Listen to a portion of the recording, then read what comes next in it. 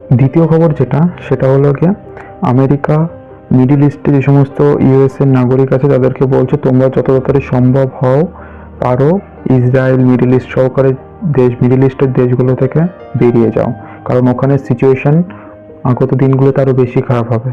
So সেই কারণে তোমরা যত তাড়াতাড়ি পারবে ওখান থেকে বেরিয়ে যাও। এটা কে বলছে? এটা আমেরিকার দ্বারা বলা হচ্ছে এটুকু।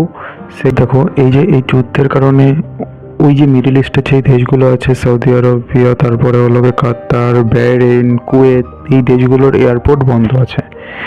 এয়ারপোর্টের থেকে প্লেন সচরাচর উঠছে না, ঠিক আছে? কোনো কোনো এয়ারপোর্টে অ্যাটাক হচ্ছে। সো এইবার কিছু কিছু যখন প্লেন অনেক দিন পরে যখন উঠছে, তখন প্রচণ্ড পরিমাণে জাম ভিড় হচ্ছে, সবাই চেষ্টা করছে তার নিজের নিজের দেশে ফিরে যেতে আর কি। বুঝতে পারলে তো? এই নিয়ে ওখানে সমস্যা ক্রিয়েট হচ্ছে এয়ারপোর্টে। প্রথম কথা, এয়ারপোর্টে তো অ্যাটাক করছে ইরান। দ্বিতীয় কথা হলো কি, এয়ারপোর্টে প্রচণ্ড ভিড়, এরোপ্লেন সব ফ্লাইট ক্যান্সেল হয়ে যাচ্ছে, এরকম ফ্যাসাদে পড়ে আছে সবাই।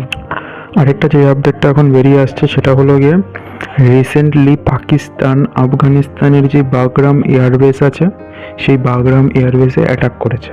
কে অ্যাটাক করেছে? পাকিস্তান মিসাইল মেরে সেটাকে ডিস্ট্রয় করে পুরো এয়ারবেস। তো বাগরাম এয়ারবেস তো অনেক বড়, মোটামুটি সেখানে মিসাইল মেরেছে পাকিস্তান, ঠিক আছে? এটা হলো কি রিসেন্ট আপডেট।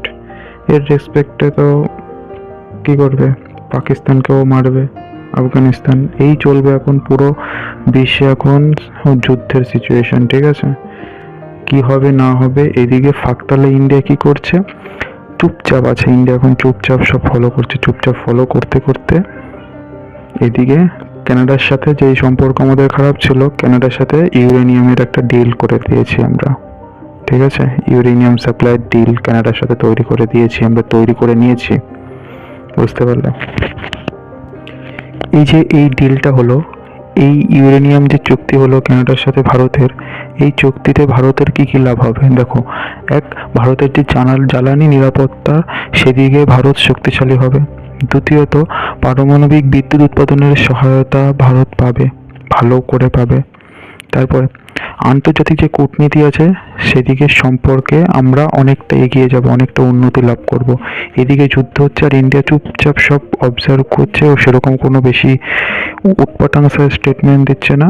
এদিকে আমরা অন্যান্য যে দেশগুলো আছে তার সাথে চুক্তিটা করে সিকিউর করছি, মোটামুটি আমাদের ইকোনমিটাকে গ্রো করার দিকে এগোচ্ছি, ঠিক আছে?